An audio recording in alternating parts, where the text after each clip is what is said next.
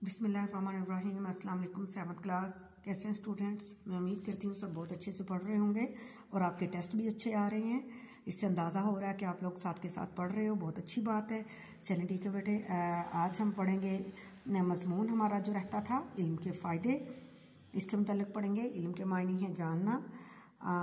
आलिम और जाहिल कभी एक जैसे नहीं हो सकते। इल्म हासिल करना हर मुसलमान का फ़र्ज़ है। रसूलुल्लाह सल्लल्लाहु अलैहि वसल्लम का इरशाद ग्रामी है, इल्म हासिल करो चाहे चीन जाना पड़े। एक और कौल है, लहद से महद तक इल्म हासिल करो। इल्म पर कोई पाबंदी नहीं, हर उम्र में इल्म हासिल किया जा सकता है। जिन लोगों ने इल्म हासिल किया उन्होंने अपनी कौमों की ज़िंदगियां बदल दी हैं। हम आजकल इस दुनिया में जो कुछ भी देखते हैं ये इल्म ही की बरकत की वजह से, इल्म की जद्दोजहद में रहने वाले लोगों ने ही ज़िंदगियां बदल कर रख दी हैं। इल्म ही ने हमें अनमोल किताबों का तोहफ़ा दिया है। इंसान इल्म की बदौलत ही चाँद पर कदम रख चुका है, कायनात को बहुत हद तक जान चुका है, समुद्रों की तह तक मालूमात हासिल कर ली हैं।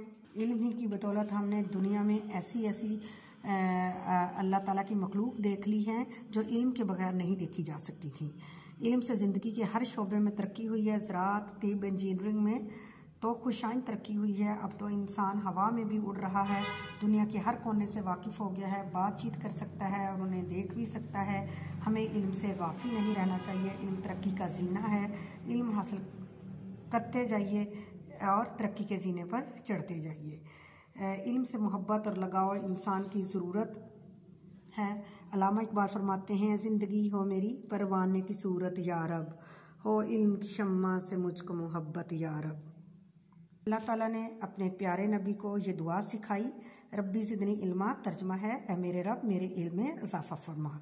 कुरान मजीद में भी इल्म की अहमियत और फजीलत पर बहुत ज़ोर दिया गया है। उस इरशाद बारी ताला है, इन लोगों से कहिए क्या जानने वाले और ना जानने वाले बराबर हो सकते हैं? इल्म ही से इंसान अल्लाह को पहचानता है। इल्म एक लाजवाल दौलत है। इल्म इंसान के इखलाक व सीरत की तामीर करता है। आज जो कौमें तरक्की याफ्ता कहलाती हैं वो इल्म ही की बदौलत हैं, इस मुकाम पर पहुंची हैं। जब तक मुसलमान इल्म की ताकत से मालामाल रहे, वो दुनिया पर छाए रहे। आज भी हम इल्म की बदौलत दुनिया में आला मुकाम हासिल कर सकते हैं। इल्म के ज़रिए ना सिर्फ हमें अपना बल्कि अपने ख़ानदान और मुल्क व कौम का नाम भी रोशन करना है। बकौल इकबाल, उठ के अब बज़्म जहाँ का और ही अंदाज़ है, मशरिक़ व मग़रिब में तेरे दौर का आगाज़ है। इसके बाद इस बीच हमने करना है दरख्वास्त करनी है। 2 दरख्वास्तें हैं हमारी। दरख्वास्त बराए फ़ीस माफ़ी बाखिदमत जनाब प्रिंसिपल साहिब अल हबीब स्कूल सिस्टम फैसलाबाद। ये बिल्कुल उसी पैटर्न से करनी है जैसे हम पहले कर चुके हैं।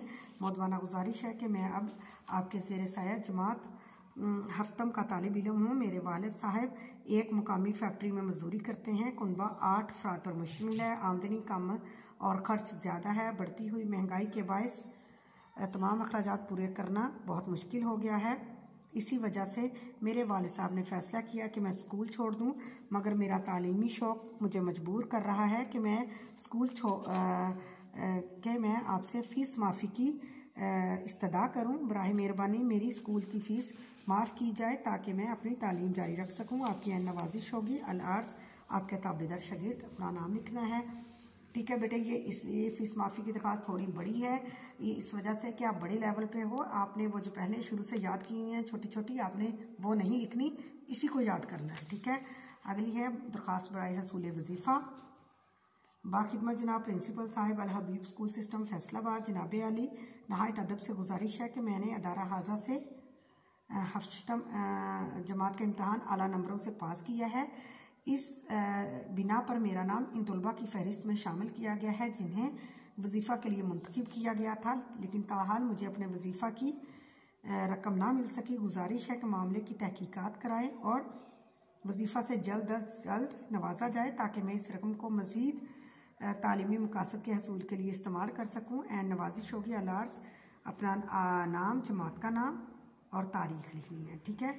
ये इस तरह आज हमारा जो है इस वीक का काम मुकम्मल हो गया। ओके, चलो हाफ़िज़।